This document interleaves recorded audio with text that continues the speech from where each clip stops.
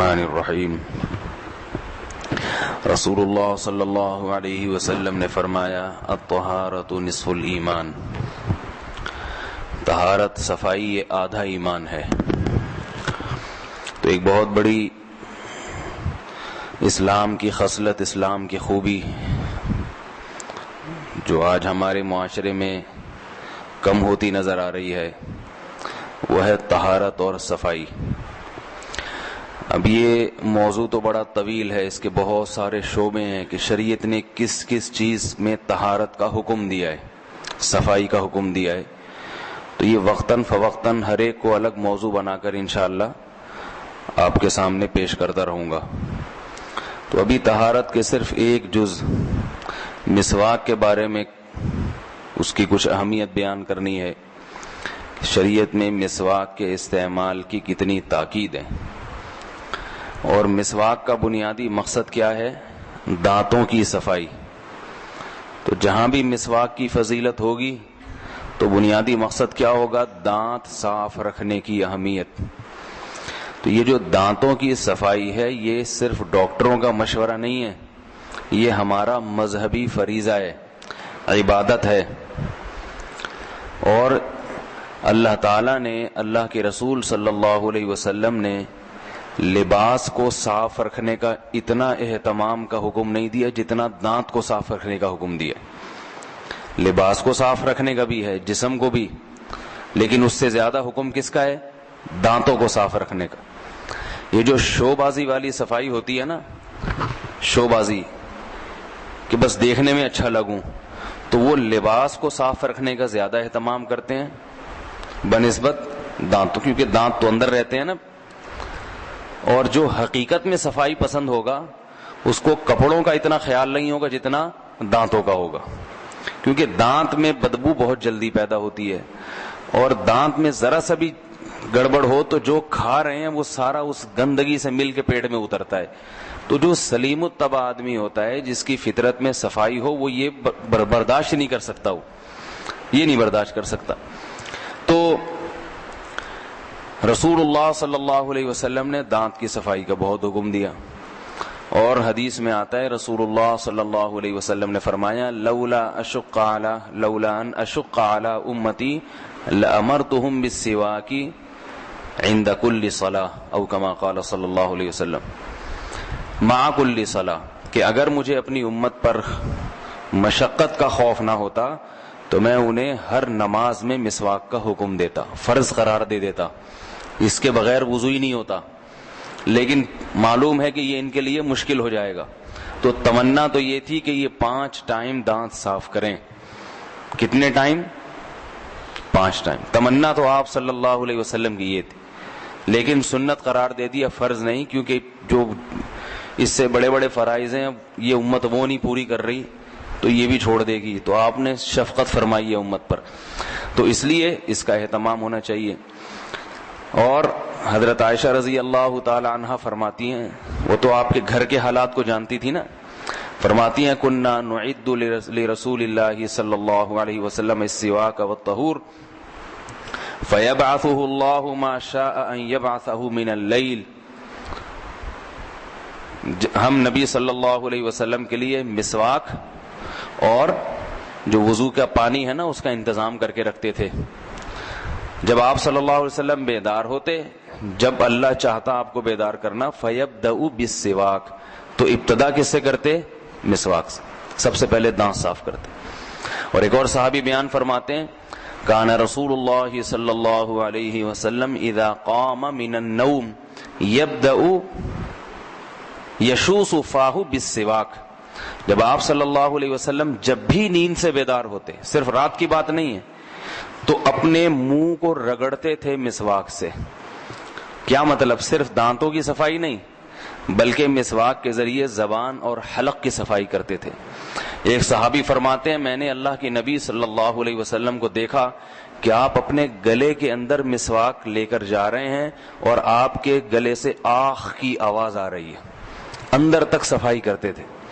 تو یہ جو مسواک ہے نا، نیم کی یا پیلو کی، یہ جو اس قسم کی ہر درخت کی نہیں ہوتی، کچھ درخت ایسے ہیں جن کے لکڑی میں ایسا کیمیکل ہوتا ہے جو جراثیم کش ہوتا ہے. وہ جراثیم کو, وہ اینٹی بایوٹک اس میں قدرتی طور پر ہے, وہ جراثیم ختم کرتا ہے, بدبو دور کرتا ہے. اور بھی تو وہ پیلوں کا درخت ہے, نیم کا ہے, یا چند اس قسم کے اور درخت ہیں.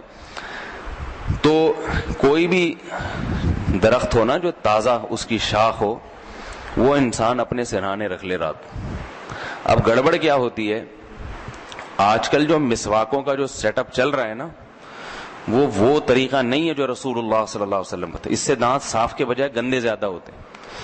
ایک مسواک کا برش بناتے ہیں, ایک تو بناتے کس سے ہیں, کسی چاقو واقو سے بنا کے, پھر 6 مہینے تک رگڑتے رہتے ہیں اسی کو بیٹھ کے, جب تک وہ بال خود ہی جھڑ نہیں جاتے نا اس کے, اسی کو رگڑتے رہیں گے بیٹھ. پھر اسے گیلی جگہ پہ رکھتے ہیں جس میں بدبو پیدا ہو جاتی ہے, سمجھ رہے ہیں, اور سمجھتے ہیں ہم سنت. پھر دوسری غلطی, ہر ایک کے سامنے بیٹھ کے رگڑتے رہیں گے دانت. بھائی وہ دانت ہیں, گندے ہیں, سب کو کیوں دکھا رہے ہو؟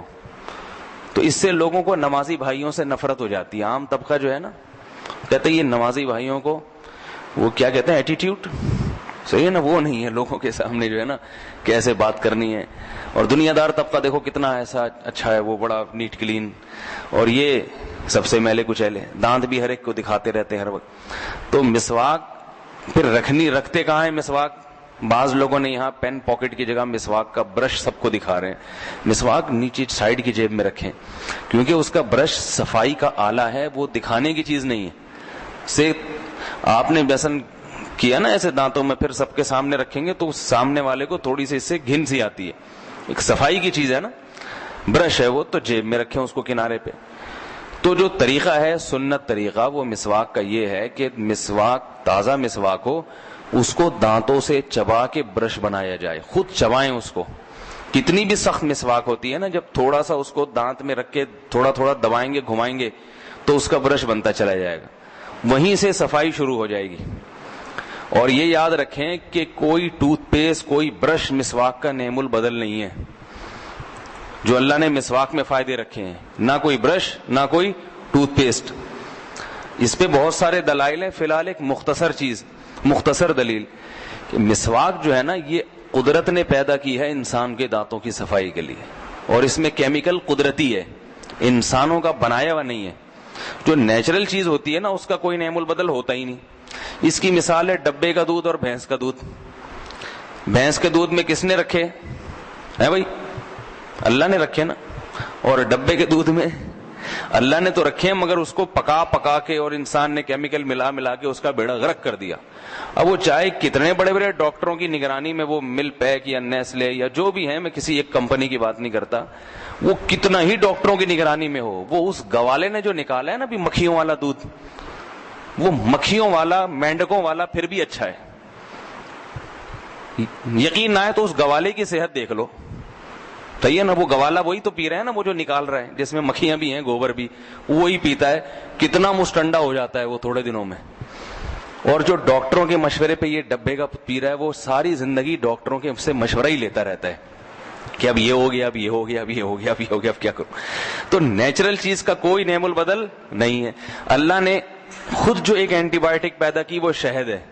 شہد بہترین اینٹی بایوٹک ہے, اور ایک اینٹی بایوٹک ڈاکٹر بناتے ہیں.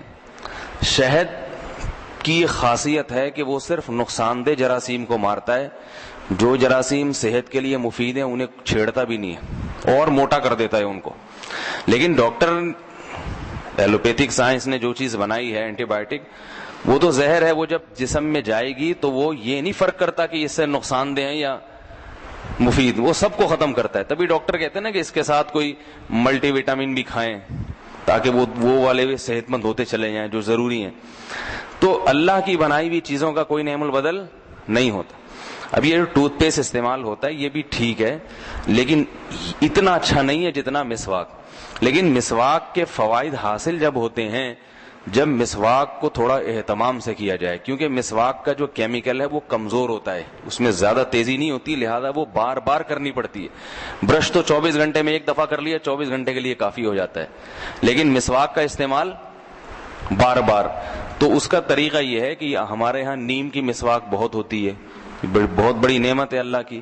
کچھ ڈنڈیاں توڑ لیں, تر مسواک, اس کو خشک کر لیں, فریج میں رکھ دیں یا کہیں بھی رکھ دیں خود ہی سوکھ جاتی ہے. سوکھ جائے تو اس کو گھما کے برش بنا لیں, صحیح ہے نا. اور جب اس کو دبایا جاتا ہے نا دانتوں سے مسواک کو, تو جب چبایا جاتا ہے تو یہ مسوڑوں میں خون کا دورانیہ تیز ہو جاتا ہے, جس سے مسوڑے کھل جاتے ہیں. اس کھلنے کی وجہ سے یہ مسواک کا کیمیکل جذب کرنے کی صلاحیت بڑھ جاتی ہے ان میں. برش میں یہ چیز نہیں ہوتی, برش کو تو چبانا نہیں پڑتا نا, تو جب یہ مسوڑوں کھل جاتے ہیں تو یہ اندر تک جذب کرتے ہیں, اس سے اندر تک جراثیم کا خاتمہ ہوتا ہے, اندر تک صفائی ہوتی ہے. تو اس کو چبائیں. سمجھ میں آ رہی ہے بات؟ نہیں آ رہی میرا خیال ہے, انگلش میں سمجھانا پڑے گا شاید. تو اس کو چبائیں تھوڑا سا, اس سے کیا ہوگا کہ اس کا کیمیکل نکلے گا اور لعاب میں شامل ہوتا چلا جائے گا, اور پھر اس کو دانتوں پہ رگڑیں, برش بھی بہترین بن جائے گا. ایک دو دفعہ کے استعمال کے بعد یا تو وہ برش خود ہی ٹوٹ جائے, ورنہ دانت سے توڑ کے یہ چھری سے کاٹ کے پھینک دیں.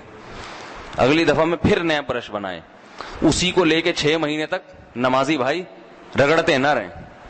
جیسے نمازیوں کے عطر ایک مخصوص ہوتے ہیں نا, 5-5 روپے والے, 5-5 روپے والے, جس کو سنت عطر کے نام سے تھا, ایسی نمازیوں کے بیچاروں کی مسواکیں بھی ایسے ہی ہوتی ہیں.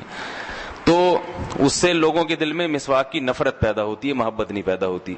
تو جب یہ نیم کی مسواک اس طرح سے آپ کریں گے زبان پہ بھی, اور تو آپ دیکھیں کہ گلے کو کتنا فائدہ ہوتا ہے, سینے کو کتنا فائدہ ہوتا ہے, بلغم کی بیماریاں اور یہ جو بہت ساری بیماریاں, معدے تک کی ٹھیک ہو جاتا ہے اس سے, میدا تک ٹھیک ہو جاتا ہے. میدا صحیح کام کرنا, منہ میں خوشبو پیدا ہو جاتی ہے, سانس میں خوشبو پیدا ہو جاتی ہے.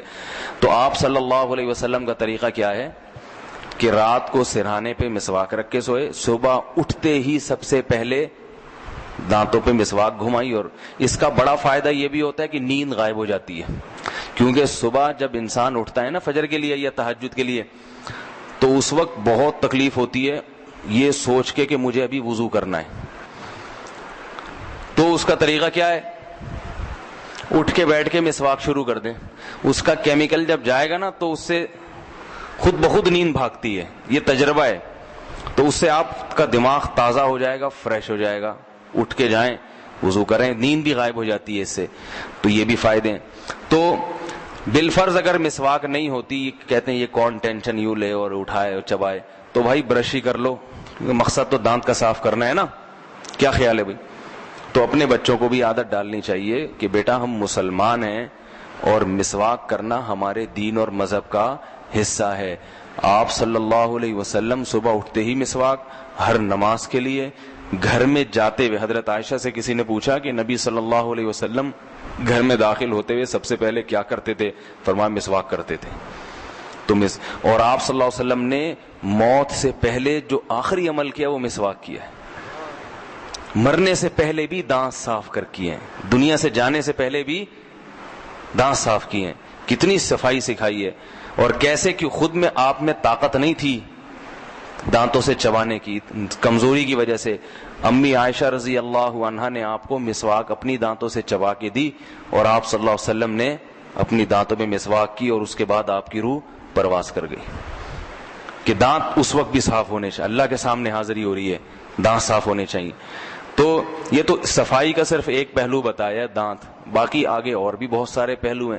تو انشاءاللہ بیٹھتے رہیں گے تو ایک دن سب صاف ستھرے ہو جائیں گے, ٹھیک ہے نا. اللہ تعالیٰ سمجھنے کی, عمل کی توفیق دے. پھر دوہرا دوں کہ اگر مسواک نہیں کرتے برش ہی کر لیا کریں. Some thing is better than nothing کا جو مقولہ ہے نا, کچھ نہ ہونے سے کچھ ہونا بہتر ہے. اللہ عمل کی توفیق دے, اللہ عمل کی توفیق دے, اللہ